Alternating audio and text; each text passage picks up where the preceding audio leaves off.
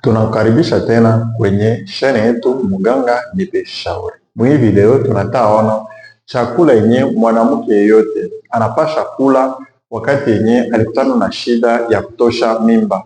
Kusa mimba inatokaka na haupendi, lakini kusa banamke bamoya banakamata decision ya kwenda tosha mimba, anaitosha na hana probleme juu ya ingine maprobleme. Hana probleme mtumbu, lakini kwa probleme zingine wanashamutupa au hana wakati ya kulea mtoto au iko na problemi zingine zenye zinaacha anadeside kutosha mimba. Hii mimba unaweza kuitosha, unaitosha mkondition zinaitikiwa au unaitosha mkondition za mubaya zinezitia maisha yako mudanger. Ndio maana hivi yote unapasha visikia, usikie chakula yenyewe unaweza kula juu mwili yako iongeze ifonctionne normalement. Okay? Mimi naitwa Dr. Safari Jackson. Kama ndio mara kwanza unaona video zetu, na kuomba uklike ku s'abonner, uklike ku j'aime, s'abonner, uklike ku j'aime, na kama uko na swali, uko na question, basi ya commentaire uandike, tutakuya kujibia. Alors kitu ya kwanza tunapasha jua sike banamke mingi sa mimba ikishamaliza toka juu arudie aongeze pata regle normale, juu aongeze sikia mwili ishakuwa mzima sagisa alikuwa kambele na habeba mimba vinakamata wakati ya mrefu na bamingi vinawakomplike.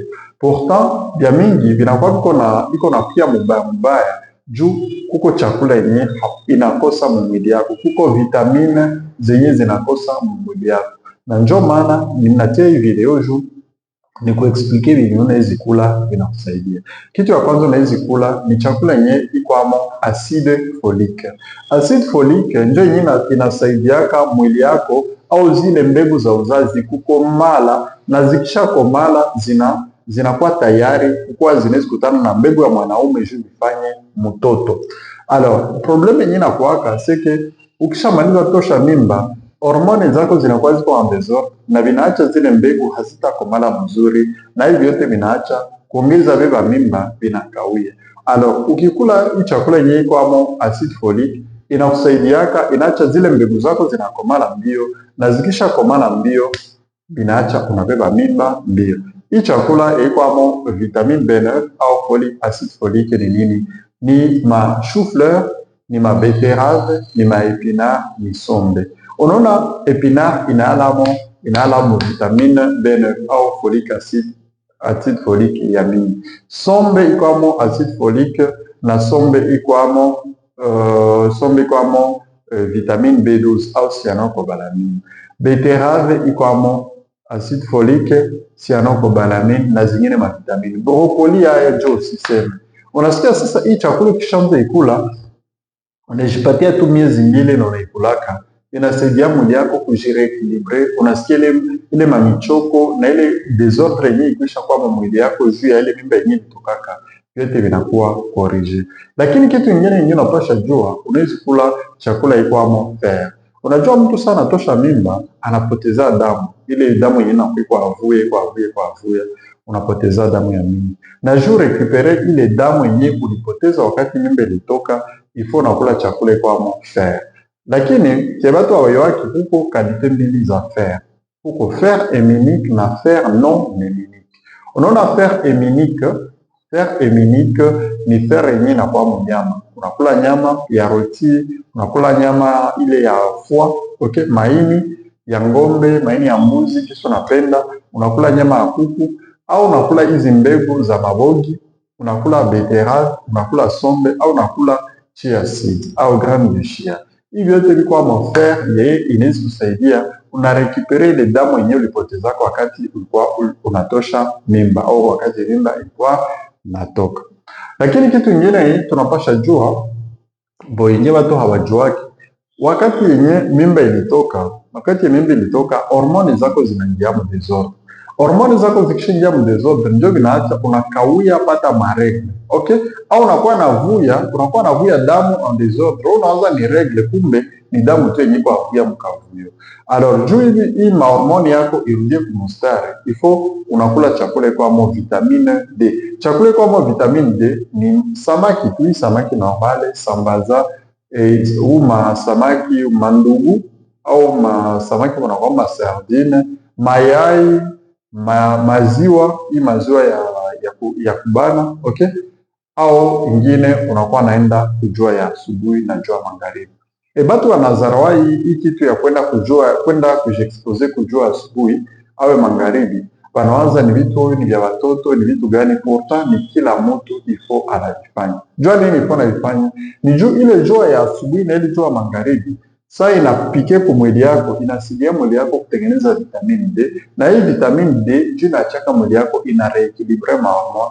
Unaona vitu tu yenye hautauza franga vina kusaidia, vinaacha mwili yako ina fonctionne mzuri. Lakini apart hili ifuna yake juu uongeze beba mimba, mwili yako et surtout matrice yako iko na besoin ipumuzike. Juu ipumuzike na ianze tumika mzuri, ifo ile inflammation yenye ilikuwa ndani iweze kupona. Okay? Na juu iweze kupona uko na besoin ya mafuta ya jinayo omega 3. Hiyo omega 3 unaweza pata mondagara kwa buchungu tu, unaweza pata msardine, unaweza pata mu grande de chia, au unaipata mu mafuta ya huile d'olive. Mafuta ya huile d'olive watu wengi wanaijua na wao naijua mimi nawaza. Okay? Donc unaweza pata amo, na hiyo yote itasaidia ile matrice yako kuongeza kuwa mzima. Lakini hivi haiko vya mwanamke tu walitosha mimba juu, na mwanamke mwenye alishazala akikutana na shida au maregle zishakatala kuya au anajisikia tu sasa utamlumia mtumbo, unaweza tumikisha tu hivi ni kwa sema hapa na inakusaidia sana. Kitu kingine unapasha jua seke kama ulitosha mimba ilitoka na unapenda uongeze ile mimba vinakawia, la plupart des fois inakuwa haiko juu haupata ovulation, mais la plupart des fois unaweza unapata ovulation mais ile mbegu ziziko zinatoka na hazina kalite, haiko za mzuri, zinatoka zinaharibika. Na juzi mbegu zako za uzazi zikomale ziweze kutana na mbegu ya mwanaume juu ifanye mtoto, ifo unakuwa na zinc ya kutosha mwili yako. Na juu pate zinc ya kutosha, ifo kule nyama, ifo kule mayai, ifo kule avoka, ifo kule sesame, ifo kukula kalanga, ifo kukula maharagi, ifo kukula sesame, ifo kukula, unasikia ni vitu viko simple. Nyama, okay, tuseme ke nyama iko share, lakini mayai ni 200 francs. Avoka inauzanga si bure tu. Kalanga inauzanga pia, wakwambia ukule mfuko wa kalanga. Kula tu kalanga mkono tu. Maharagi, sio nikula kila siku au unazarau tu. Sesame peut-être unjue, na unaweza jua unaende use. Au mbegu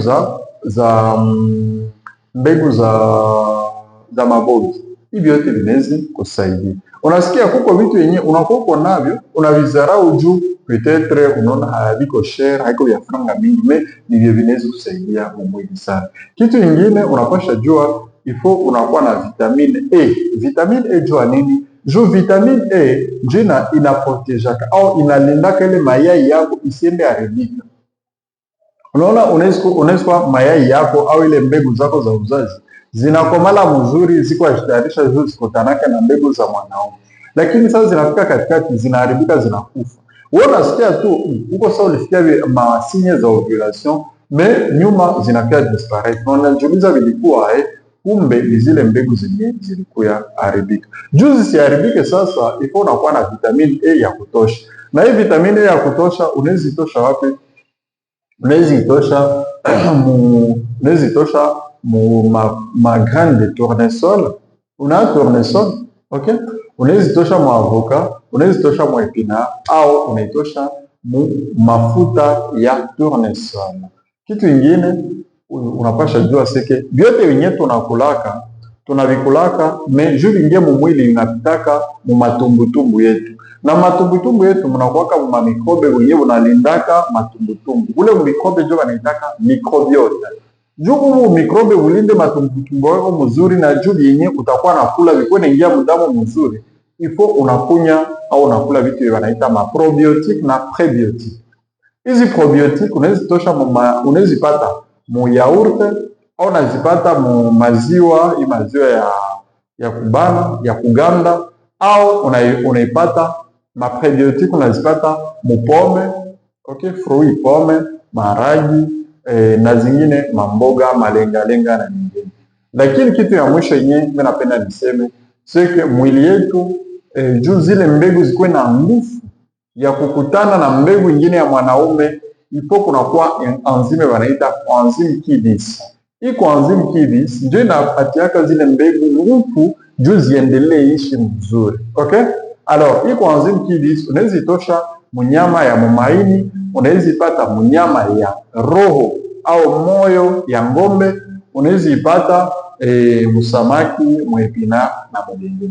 Lakini hivi vyote unaweza vitumikisha, lakini kama uko nafaa vitu vingine vingine nataka kwambia hapa, unaenda uko afanya kazi bure. Kitu ya kwanza, saa yenyewe uko nakula hivi vyote viniko kwambia hapa, d'abord haiko kulikula kila siku, hapana. Leo kama ulikula epina, kesho unakula mayai, kesho yake unakula nyama, kesho yake unakula avoka, kesho yake unakula sesame, unakunya yaourt. Unaenda kwa unakuwa tu unaitia programu. Lakini kitu kingine ifo na evite kukunya vitu hivi kwa masukari mingi, una evite kukunya pombe, unakuwa na lala wakati, okay? Usikuwe na lala leo minuit, kesho saa 2, kesho yake saa 8 en désordre. Vile vinaharibishaka, vinaperturbaka mwili yako na vinacha mwili yako inatumika en désordre. Lakini kitu kingine unapasha jua c'est mwili yetu juu ifonctionne mzuri iko na besoin ya mai. Juu mai en fin de compte ndio inatransportaka, inabebaka ile mavitamini kwenye inapasha tumikishiwa. Ndio maana kufanya hivi vyote na ukunywe mai ni kushitokeshea bure. Ifo kukunya mai mingi. Kitu kingine ifo napatia mwili yako wakati ya kupona. Juu saa mimba yako ishatoka au kama ishazala, mwili yako inakuwa ishachoka sana. Ikuwe na wakati miezi 2, miezi 3, miezi 6 mwili yako irudie kwa normal. Probleme watu mingi anapenda mimba itoke leo, kesho abebe ingine. Probleme ni juu mimba ikatoka leo, kesho na bebe ingine, na ile ingine nyingine na bebe inakuwa na risk ya kutoka. Sasa wewe kazi yako itakuwa ni kutosha mimba. Hapana. Donc formula ya mzuri, mimba itoke, upatie wakati mwili yako ya kupona, mwili kisha pona, juu ya kukula hivi vyote vilisema, uongeze beba ingine, juu isiende toka, na ufike wakati ya kuzaa. Kama hii video ilikufurahisha na ilikufundisha vya mingi, like kusabone na cliquer ku j'aime, et moi je te dis à très bientôt.